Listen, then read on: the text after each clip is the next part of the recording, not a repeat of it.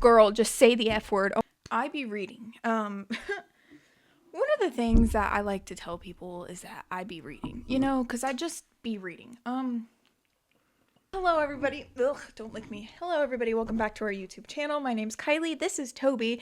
And this month, these are all the books that Toby read. He's just the smartest little boy ever.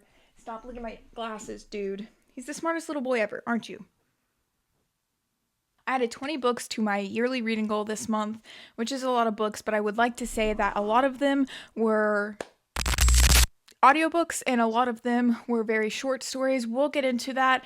As always, please like this video, please subscribe. This is actually the last video I'll probably be filming in this apartment, which is, I would say, sad. No one really cares because I've only posted like 3 videos in this apartment, but this is my first place that actually had like a little library, so it's really sad. It's also really sad because I do not, and I mean do not, want to pack all my books. That sounds like horrible. Anyways, I posted a video on my TikTok and it was just a short little wrap up. This is the longer version of the wrap up, but since there are 20 books, I am going to try and be a little bit more, keep it relatively short. If you want to know anything else about how I feel on these books, I'll let you know. I also this month decided to start dabbling in writing actual reviews. So let's talk about it. Okay, the first book I finished this month was Children of Fallen Gods. It is the second book in the War on Lost Hearts trilogies by Carissa Broadbent. I read the first book in October, and because of that, at first I was really confused when I started reading this book. It is a very good book, however, it is thick.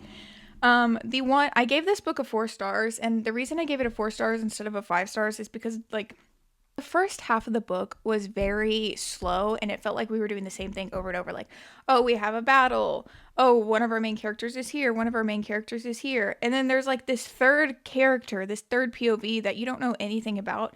But the way the third POV like tied in at the end was really neat. So I still really rather enjoyed this book and I'm still going to finish the series. How Does It Feel, which is a part of the Infatuated Fae series.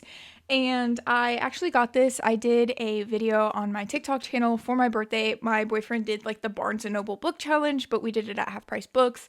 And this is one of the books that I picked up. And I didn't hate it. I actually gave it a 3 stars. What I said for my review was, hated the beginning with how the female main character acted. Girl, just say the F word. So I didn't overall hate the book, but when I say like girl, just say the F word, our female main character was really bothering me because like she's supposed to be this really smart, really intellectual biologist, right? And she just like won't say the F word. Like sometimes she would just be like, oh, poop, and it's like, girl, like you're supposed to sound very intellectual and all you're gonna say is poop. Like, read was on Kindle. It's called I Am Watching You. It's by Teresa Driscoll. And I rated this book a 2 stars. Now I actually I made a TikTok video about this. I had prematurely I was listening to this book on audio and I had prematurely rated it a 4 stars because I was at the 85% mark and I thought I knew where the book was going and I was like, this has actually been really captivating. I actually really enjoyed it. I stopped for gas, and so that I wouldn't forget to write a review, I just did it then. But I had to go back and change my review to a 2 stars. Book made me so upset because the person who done it made 0 sense because they were only talked about for like half a page within the whole story. It was just like thrown out there randomly. It was so, and the way the path was going, it would have been really good. Like, even though like I still guessed who the other person would have been, that would have been a really good ending. I then read the book of Exodus and the book of Leviticus because I'm trying to read the whole Bible within a year, and I think adding each book of the Bible into this is worth it. I said Robin Hobb's Assassin's Apprentice. This is the first book in the Farseer trilogy. Started it. I was like, wow, this is really slow. And when I had just gone to look at the book in Goodreads, a lot of people were saying it's like by no means a page turner. I do know that this trilogy is a part of a much bigger universe of Robin Hobb's, and I see a lot of people really like it, so I wanted to get into the epic fantasy and whatnot. So I just kept reading, and no, it is by no means a page turner, but I was truly enjoying the book that when it ended, I was like kind of upset. So I'm very excited to finish the series. Following Fitz, who's a bastard son of a noble prince. Crowned king kind of hires him to work with his assassin, and so he is working under the assassin, and you're following just really his life from age 3 to like 18. It's really, really good, and I'm very excited to dive into the Robin Hobb universe even more. If you don't follow my TikTok, the Farseer trilogy is actually on Audible for free. So next I read Love Mom. I did this with a fellow TikToker, and on Kindle Unlimited, I rated it 3.5 stars. You're following this girl whose mom is a writer, and the mom dies, and she starts getting letters from her mom, who again is deceased at this point. And she's like, there's a lot that goes on. It's like, is it my mom a killer? Is my mom this? About halfway through the book, you're like finding out what happened to her mom. And so you think it's over. And then, of course, you still have the second half to get through. So I don't really particularly like about the book is that at the end, it wrapped up almost too quick. Like, you have the epilogue, she finds out something shocking, and it's over. And it's like, what? Next, I have Don't Hang Up by Benjamin Stevenson. This was also a short little Audible book I listened to. I love Benjamin Stevenson's writing. I've talked about it so many times. Ernest Cunningham, one of his characters. I love Benjamin Stevenson. So when I saw this was free on Audible, I was like, girl, I'm listening to this right now. This is what I said. I rated this book 4 stars. I said, I love Benjamin Stevenson's writing. He has quickly become one of my favorite thriller writers. Sometimes I get disappointed when I can guess the ending, but I was genuinely so pleased with myself for guessing this one. When I rate thrillers, sometimes if I can guess an ending too easily, it's like, did you even try to like hide who done it or anything? But because like I guessed his in this one, I'm so pleased with myself because I've never been able to guess one of his. So rated it 4 stars. Again, I just really like Benjamin Stevenson's writing. I read What Did You Do, which is the second book in the Infatuated Fae series. And I rated this one 2 stars. And trying to finish this one, I kept trying to like quickly read it, like fast-paced read it, because I was just bored. I'm glad that it's a relatively shorter book and it's Bloom. And I've said it before, I'll say it again. Bloom's publishing is very big words, not many on page. Big words, not many on page, which are at the end of this book, our main character is not what we thought she was the whole time, but because of how the worlds work, it doesn't make sense. I was very upset by it. I don't know if I'm going to be picking up books 3 and 4. John Mars, You Killed Me First. John Mars is a lot like Benjamin Stevenson for me. Not like they don't write the same at all, but he's a must-buy author. I have said it several times. John Mars has a twist like a quarter of the way in the book, halfway in the book, like third of the way in the book, like it's twist on twist on twist on twist. And then even when you think you're done, like you're not done. Even when you think you figured it out, you still have so many twists to go. This is about 3 women, and they all live within the same small town, and you're following their journey and becoming friends, trying to hang out with each other, but they all have secrets.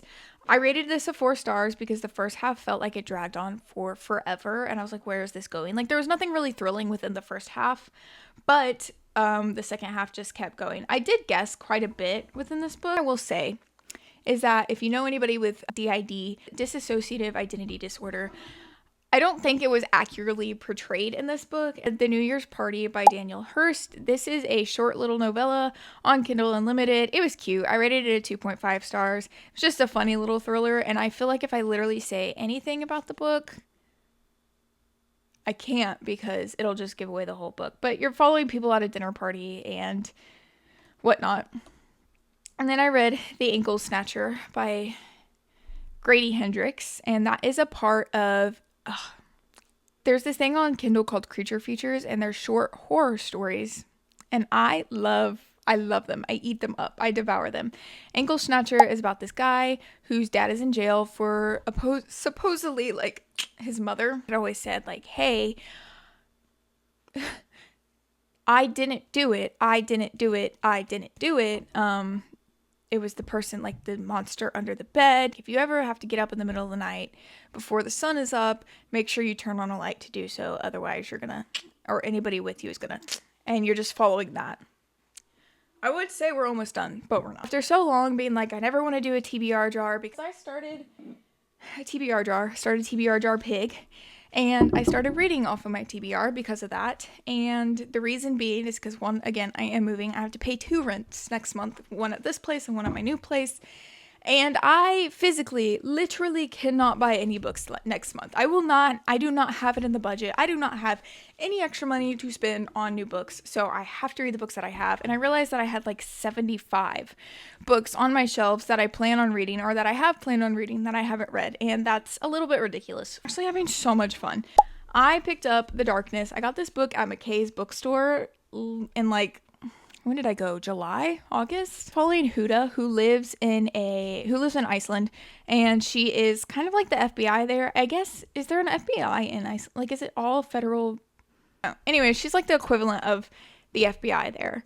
And she's older. She's getting older, and she's kind of let go from her job, but her boss was like, hey, you can choose one last case to like go through and look at, whatever. So she chooses a cold case of the body of a Russian woman who was an asylum seeker who like washed up on the shore, and she's trying to solve that case. And I really enjoyed this book. However, I did give it a 3 stars. I, out of my TBR jar, read The Shadows Between Us. I have this really beautiful copy that I got from Half Price Books with my boyfriend. And the first sentence is very, very, very intriguing, very thought-provoking, very much, I'm going to keep reading. It says, they've never found the body of the first and only boy who broke my heart. And they never will. You're following this girl. She's the second born within a family in this kingdom. And the rules in the kingdom are that only the firstborn daughter has to get married first before the secondborn can. So she's like followed in the light, like followed in her sister's footsteps her whole life. And finally her sister gets married off. And she's like, I want to woo the king. She's trying to like, there's a lot of like feminism in it. And like, she also wants to get rid of the king so that she can make rules how she wants to and whatnot. He's a shadow king and he has like secrets and whatnot where like no one's allowed to touch him, because I was kicking my feet for some of it. I was like, oh, that's cute. I then read In Bloom, which is another of the creature features, and it's by Paul Tremblay. And I rated it at 3 stars. That was the shortest book I've ever read. I'm still counting it though, because I'm trying to read 140 books this year. I know, because my goal is 70. I know. Listen, my real goal is 70 books, but I want to see if I can double my goal because of how much I've been reading. If not, I'm still going to be more than happy with reaching the goal of 70. And Sunrise on the Reaping.